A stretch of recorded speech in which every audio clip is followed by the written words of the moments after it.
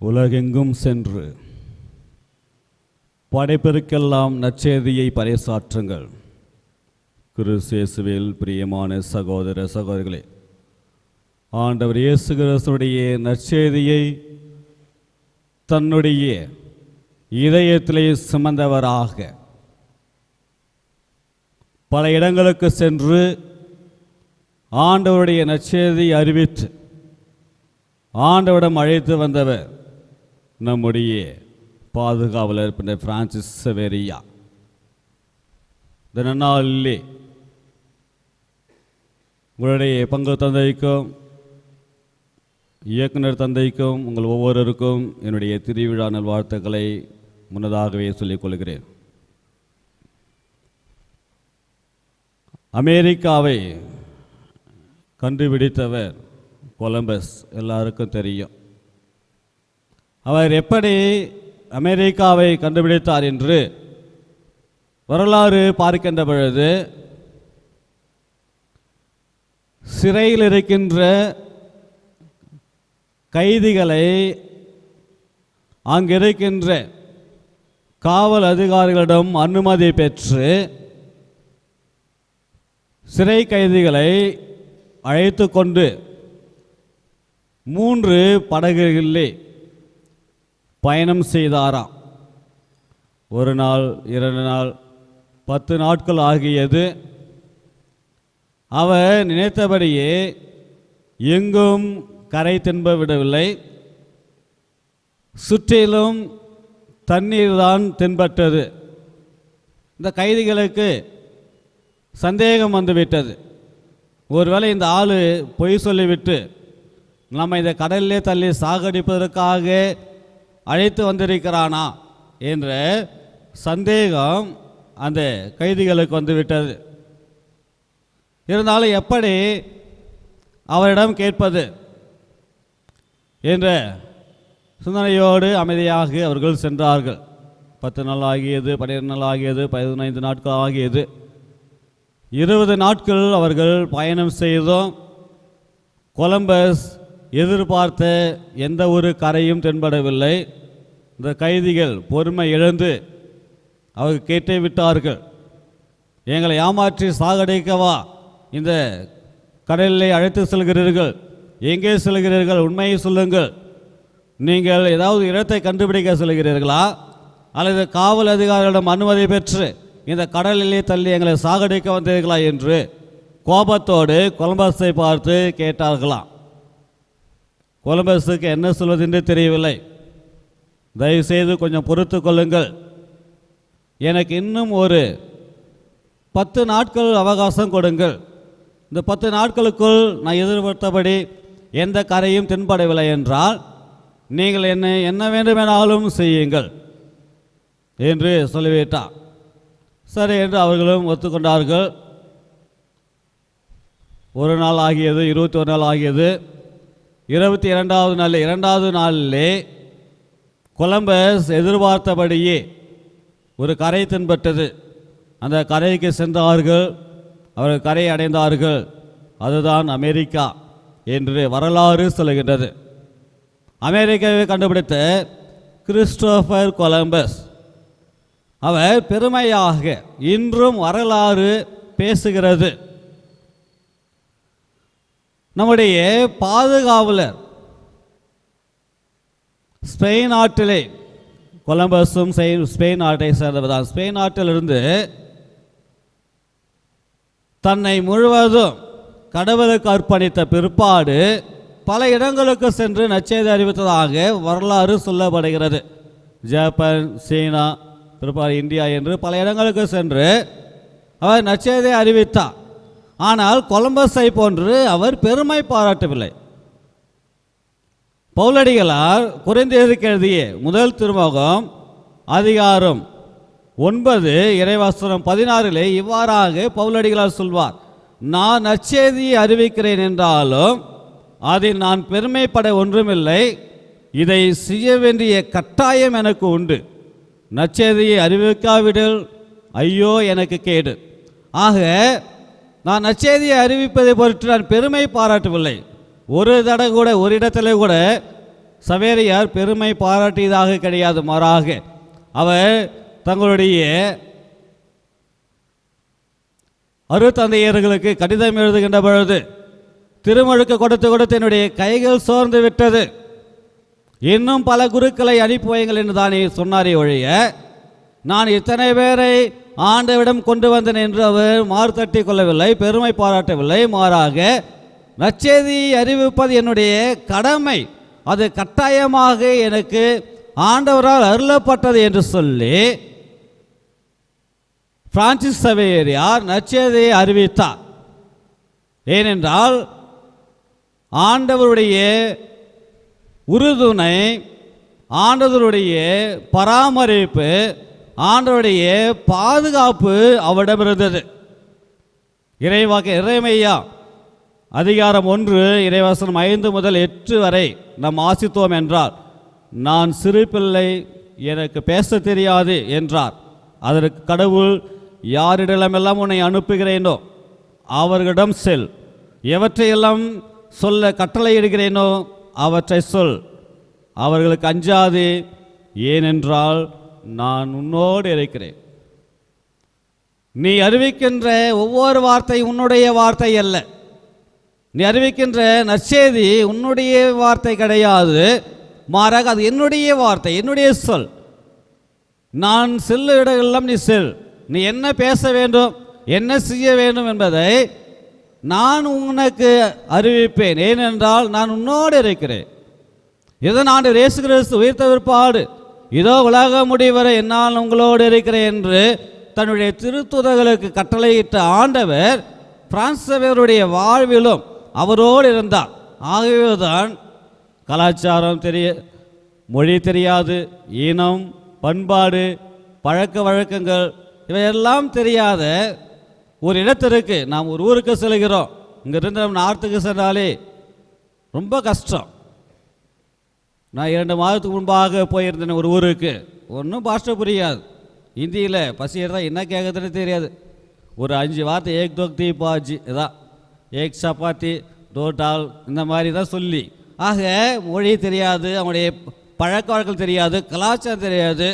ஆனால் சவேரியர் பாருங்கள், அனைத்தையும் இழந்து அவருக்கு தெரியும் அங்கே போனால் என்ன நடக்கும், ஏனென்றால் தெரியாத ஒரு இடத்திற்கு போகிறேன், என்ன நடக்கும் என்று. ஆனால் அதையெல்லாம் அவர் ஒரு பொருட்டாக நினைக்கவில்லை.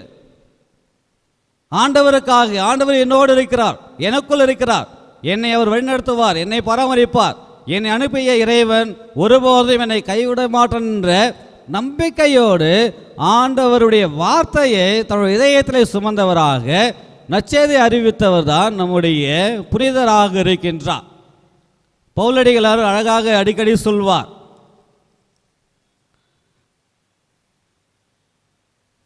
பிலிப்பியருக்கு எழுதிய திருமுகத்தோ அதிகாரம் 3 இறைவசனம் 8 அவர் சொல்வார், உண்மையில் என்னை பொறுத்த மட்டில் என் ஆண்டவராம் கிறிஸ்து இயேசுவை பற்றி அறிவே நான் பெரும் ஒப்பற்ற செல்வம். இதன் பொருட்டு மற்ற எல்லாவற்றையும் இழக்க நான் தயாராக இருக்கிறேன், இழப்பாக கருதுகிறேன். அவர் பொருட்டு நான் அனைத்தையும் இழந்து விட்டேன். கிறிஸ்துவை ஆதாயம் வைக்கக்கொள்ள எல்லாவற்றையும் குப்பையாக கருதுகிறேன். எல்லாவற்றையும் இழக்க நான் தயாராக இருக்கிறேன். ஏனென்றால் ஆண்டவர் இயேசு கிறிஸ்துவின் பொருட்டு அவரை அடைவதே என்னுடைய ஒப்பற்ற செல்வம், மற்றவையெல்லாம் குப்பை என கருதுகிறேன் என்று இந்த பவுலடியால் சொல்வதை போன்று பிரான்சிஸ் சவேரியார் எல்லாவற்றையும் இழக்க அவர் தயாராக இருந்தார். அவர் நினைத்திருந்தால், அவர் வசதி வாய்ப்பு படைத்த குடும்பத்திலே பிறந்தார். நீங்கள் ஏறக்குறைய 6-7 நாட்கள் 9 நாட்கள் போய் விட்டது. பல குருக்கள் சவேரியருடைய வரலாறை சொல்லியிருப்பார்கள். ஒரு வசதி வாய்ப்பு படைத்த குடும்பத்தில் பிறந்த அவர் நினைத்திருந்தால் ஏகபோக சந்தோஷமாக எல்லா செல்வங்களையும் பெற்று அவர் இந்த உலக ஆசாபாசங்கள் எல்லாம் மகிழ்ச்சியாக வாழ்ந்திருக்கலாம். ஆனால் ஆண்டவர் இயேசு கிறிஸ்துவை அடைவதே என்னுடைய ஒப்பற்ற செல்வம், மற்ற அனைத்தையும் நான் குப்பை என கருதுகிறேன் என்று சொல்லி ஆண்டவருக்காக தன்னையே முழுவதுமாக அர்ப்பணித்தவர் தான் பிரான்சிஸ் சவேரியார். அப்படி என்னதான் அவர் செய்தார்? ஒன்றுமே செய்யவில்லை.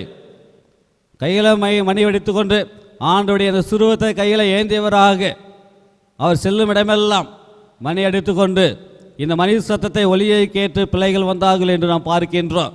அவர்களுக்கு சாதாரண மறைக்கல்வி சிறு சிறு ஜபத்தை சொல்லி அதன் மூலியமாக கிறிஸ்துவிடம் கொண்டு வந்தவர் தான் பிரான்சிஸ் சவேரியா. நான் 2003ஆம் ஆண்டு கோயம்புத்தூரில் பிலாசபி தத்துவியல் படித்து கொண்டிருக்கின்ற பொழுது இந்த வார இறுதியிலே ஞாயிற்றுக்கிழமையிலே ஆரற்றி என்று சொல்வார்கள். கலப்பணிக்காக இந்த அனுபவத்திற்காக அனுப்பி வைப்பார்கள். நான் ஊட்டி மறைமாவட்டத்தை சேர்ந்த ஒருவர், கும்பகோணம் மறைமாவட்டத்தை சேர்ந்த ஒரு 3 பேரும் பொள்ளாச்சியை தாண்டி கோட்டூர் என்ற ஒரு ஊர் இருக்கிறது, அது ஆழியார் டேமுக்கு அருகிலே. அந்த கோட்டூருக்கு நாங்கள் சென்றோம். அது எப்படிப்பட்ட மக்கள் என்றால், ஸ்ரீலங்காவிலிருந்து அவர்கள் அகதிகளாக வந்தவர்கள் அங்கே முகாம் வைத்திருந்தார்கள். அந்த முகாமிலே இருந்தார்கள். அவர்கள் பள்ளிக்கூடத்திற்கோ எங்கோ, ஏனென்றால் கவர்மெண்டுடைய உத்தரவு வெளியில் எங்கும் செல்லக்கூடாது, நீங்கள் இந்த இடத்தில் தான் இருக்க வேண்டும் என்று அந்த கட்டாயத்தின் பேரில் அவர்கள் வெளியே செல்லக்கூடாகவே பிள்ளைகள் வெளியே சென்று பிழைக்கவோ அல்லது படிப்புக்கோ கஷ்டப்பட்டு கொண்டிருக்கிற சூழ்நிலையிலே ஒரு மூலியமாக எங்களுடைய அருத்தந்தைகளுக்கு அது தெரிவித்து அந்த அருத்தந்தையர்கள் எங்கள் 3 பேரையும் ஒவ்வொரு ஞாயிற்றுக்கிழமை மதியம் குருமடத்திலே உணவருந்து விட்டு செல்வோம். அந்த பிள்ளைகளுக்கு விளையாட்டு, சாதாரண அடிப்படை கல்வி, ஒழுக்கம், இப்படிப்பட்ட செயல்பாடுகளை நாங்கள் செய்ய வேண்டும். அதுதான் எங்களுக்கு சொல்லப்பட்டது. நாங்கள் ஒவ்வொரு ஞாயிற்றுக்கிழமையும் போய் அந்த பிள்ளைகளுக்கு விளையாட்டு சொல்லிக் கொடுப்போம், அறிவுரைகள், அவர்களுக்கு பேசிக் எஜுகேஷன் அடிப்படை கல்விகள் இதையெல்லாம் நாங்கள் சொல்லிக் கொடுத்திருக்கின்ற பொழுது 2-3 மாதங்கள் போயிருக்கும். இதையெல்லாம் அருகில் இருந்தவர்கள் எங்களை கவனித்திருக்கிறார்கள். பிற்பாடு எங்களை பற்றி விசாரித்து, இவர்கள் இங்கிருந்து வருகிறார்கள், இவர்கள் கிறிஸ்தவர்கள், இவர்கள் பாதிரியாக ஆக போகிறார்கள், அதற்காக பயிற்சி எடுத்துக்கொண்டு இருக்கிறார்கள் என்று சிலர் சொல்லியிருப்பார்களோ என்னவோ தெரியவில்லை. கிறிஸ்தவர்கள் அதை கேள்விப்பட்டு ஒரு கும்பல் வந்தது. வந்து நீங்கள் எங்கிருந்து வந்தீர்கள், என்ன செய்கிறீர்கள், இந்த மக்களை எல்லாம் மதம் மாற்றுகிறீர்களா என்று கேட்கின்ற போது நாங்கள் அப்பொழுதுதான் முதலாக 2003 அப்போது தான் செமினரிக்கு சென்றிருக்கின்றோம். எங்களுக்கு பயம் வந்து விட்டது. என்ன செய்வது, நாங்கள் எவ்வளவோ சொல்லி பார்த்தோம். இல்லை, நாங்கள் மதம் மாற்றத்திற்காக வரவில்லை, மாறாக இந்த பிள்ளைகளுக்கு ஒரு அடிப்படை கல்வியை நாங்கள் சொல்லிக் கொடுப்பதற்காக விளையாட்டு இப்படிப்பட்ட மூலியமாக அவர்களுடைய அறிவை வளர்ப்பதற்காகத்தான் நாங்கள் வந்தோம் என்று சொல்கின்ற பொழுது அவர்கள் அதை பற்றெல்லாம் அவர்கள் பொருட்டாவே நினைக்கவில்லை. இல்லை, நீங்கள் இனிமேல் வரக்கூடாது என்று சொல்லி பயமுறுத்தி கொண்டிருக்கின்ற பொழுது, நல்ல வேலை. அதுதான் எதற்காக இதை சொல்லுகிறேன் என்றால், கடவுள் மீது நாம் நம்பிக்கை வைத்து நாம் செல்கின்ற பொழுது அங்கே பேசுகின்றவர்கள் நாம் கிடையாது, மாறாக கடவுள் நம் வழியாக செயல்படுகிறார். உடனடியாக அங்கே இருந்தவர்கள் மற்றவர்கள் கேள்விப்பட்டு அங்கிருந்த ஊர் தலைவரெல்லாம் வந்து, அவர்கள் நல்லவர்கள் எனக்கு தெரியும், எங்களுடைய அனுமதியில் தான் அவர்கள் வந்தால் என்று அந்த கும்பலை விரட்டி விட்ட பிற்பாடு தான் மகிழ்ச்சியாக இருந்த. அப்போது தான் யோசித்தோம், நினைத்தோம், கடவுளுடைய பராமரிப்பு, கடவுளுடைய உடனிருப்பு, செல்லுங்கள், நீங்கள் என்ன பேச வேண்டும், என்ன செய்ய வேண்டும் என்ற அந்த நேரத்தில் உங்களுக்கு அருளப்படும், ஏனென்றால் நான் உங்களோடு இருக்கிறேன் என்று சொன்ன ஆண்டவருடைய வார்த்தை தான் எங்களுக்கு நினைவூட்டுவதாக இருந்தால் அன்பு குறை. இதுதான் நம்முடைய பாதுகாவலர். நம்பினார், ஏற்றுக்கொண்டார், ஏற்றுக்கொள்ளுடைய அடிப்படையில் எங்கு செல்லுவினாலும் எங்கனாலும் அனுப்புங்க, நான் செல்கிறேன் என்ற தைரியத்தோடு வந்தார். ஆண்டவருடைய நற்செய்தியை அறிவித்தார். அவர் அடிக்கடி சொல்வாராம், ஓர் அந்நிய நாட்டில் உள்ளேன் என்று எண்ணாது, ஒரு அந்நிய நாட்டிலே உள்ளேன் என்று எண்ணாது, நிலமும் அதிலுள்ள யாவும், உலகும் அதிலுள்ள மக்களும் ஆண்டவருக்கே சொந்தம் என்று நினைத்து கிறிஸ்துவின் பெயரை நம்பிக்கையோடு உச்சரித்தேன். ஒரு அந்நிய நாட்டில் இருப்பதை நான் நினைக்கவே இல்லை. என்னுடைய இனம், என்னுடைய மக்கள், என் நாடு, என் ஊர் என்றுதான் நினைத்தேன். நிலமும் அதிலுள்ள யாவும், உலகும் அதிலுள்ள மக்களும், அவர்கள் எல்லாம் ஆண்டவருக்கே சொந்தம். அதை தான் நான் நம்பினேன். அந்த நம்பிக்கையோடு ஆண்டவருடைய பெயரை தினமும் உச்சரித்தேன். ஆகவே லட்சக்கணக்கான மக்களை ஆண்டவருடைய பாதத்திலே சமர்ப்பித்தேன் என்று அடிக்கடி அவர் சொல்வாராம். ஆம் அன்புக்குரியவர்களே, நம்முடைய பாதுகாப்பு பிரான்சிஸ் சேவையருடைய விழாவை நவநாள் எடுத்து நாம் சிறப்பித்து கொண்டிருக்கின்ற இந்த வேளையிலே நாம் ஒவ்வொருவரும் நற்செய்தி அறிவிக்கின்ற கருவிகளாக, நற்செய்தி அறிவிக்கின்ற தூதுவர்களாக வாழ இந்த புனிதர் இந்த நாளிலே நமக்கு அழைப்பிடுக்கின்றார். எப்படி நாம் நற்செய்தி அறிவிப்பது? இப்பொழுதெல்லாம் ஒரு ஃபேஷனாக மாறிவிட்டது. எல்லாரும் விவிலியத்தை எடுத்துக்கொண்டு சென்று பல இடங்களில் சென்று நற்செய்தி அறிவிக்கின்றார்கள். அது நற்செய்தியை தகுந்த விதத்தில் எடுத்துரைக்கிறார்களா என்றால் ஒரு கேள்விக்குறியாகத்தான் இருக்கிறது. அவர்கள் என்ன புரிந்து கொள்கிறார்களோ அதை மக்களுக்கு அறிவிக்கின்றார்கள். அறிஞர்கள் என்ன சொல்கின்றார்கள், அந்த நற்செய்தி எந்த அடிப்படையில் எந்த பின்னணியில் எழுதப்பட்டது, அவருடைய வரலாறு என்ன, அவருடைய காலகட்டம் என்ன, அவருடைய சூழ்நிலை என்ன என்று சில தெரியாமல் அறியாமல் புரியாமல் ஏதாவது வசனத்தை எடுத்துக்கொள்கிறார்கள். அந்த வசனம் என்ன சொல்லப்பட்டிருந்தோ அதை மக்களுக்கு அறிவிக்கின்ற சில பேர் பார்க்கின்றோம். நாம் விவிலியத்தை எடுத்துக்கொண்டு தெரு தெருவாக ஊர் ஊராக சென்று நற்செய்தி அறிவிக்க வேண்டிய அவசியம் கிடையாது. நம்முடைய வாழ்வு, நம்முடைய செயல்பாடு, நாம் நடந்து கொள்கின்ற விதம், இன்றைய நற்செய்தியிலே ஆண்டவர் இயேசு கிறிஸ்து அழகாக கூறுகின்றார், மன்னியுங்கள் மன்னிப்பு பெறுவீர்கள். நாம் மற்றவர்களை மனதார மன்னிக்கின்ற பொழுது அதே நற்செய்தி தான். ஆண்டவர் இயேசு கிறிஸ்து அதை தான் பல இடங்களிலே செய்தார். அவரை நிறைய பேர் அவரை காரி துப்பினார்கள், இழந்தார்கள். இவன் குடிகாரன், போசன பெரிய, இவனுக்கு பேய் பிடித்து விட்டது, இவன் தீனிகாரன் என்று பலவிதமாக மக்கள் அவரை ஏளனமாக பேசினார்கள். எல்லாவற்றையும் ஒட்டுமொத்தமாக வைத்து சிலுவையிலே, தந்தையை இவர்கள் செய்வது என்னது என்று தெரியாமல் செய்கிறார்கள், இவர்களை மன்னியுங்கள். அப்பொழுது கூட அவர் நற்செய்தியை அறிவித்தார். அதான் ஆண்டவர், நீங்கள் மனமாற மன்னிக்காவிட்டால் உங்கள் விண்ணக தந்தை உங்களை மன்னிக்க மாட்டார். நாம் நம்முடைய சகோதர சகோதரை மனமாற மன்னிக்கின்ற பொழுது அதேவே நற்செய்தி தான். மன்னிப்பு, இரக்கம், அன்பு, சமாதானம், ஒற்றுமை, கனிவு, இப்படிப்பட்ட செயல்பாடுகளை நம்முடைய வாழ்க்கையிலே நாம் செய்கின்ற பொழுது அதே ஒரு உண்மையான நற்செய்தி தான்.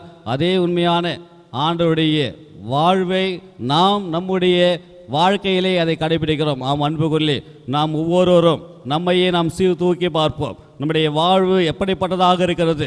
என்னுடைய பாதுகாவலர் பிரான்சிஸ் சவேரன் வழியாக அவரை எங்களுடைய இதயத்திலே சுமந்திருக்கின்றோம். அவரை போன்று நாம் வாழ்ந்து கொண்டிருக்கிறேனா, இல்லை அவரை விட்டு விலகி சென்றிருக்கிறேனா என்று யோசித்து பார்ப்போம், சிந்தித்து பார்ப்போம். நம்மையே நாம் பரிசோதித்து பார்ப்போம்.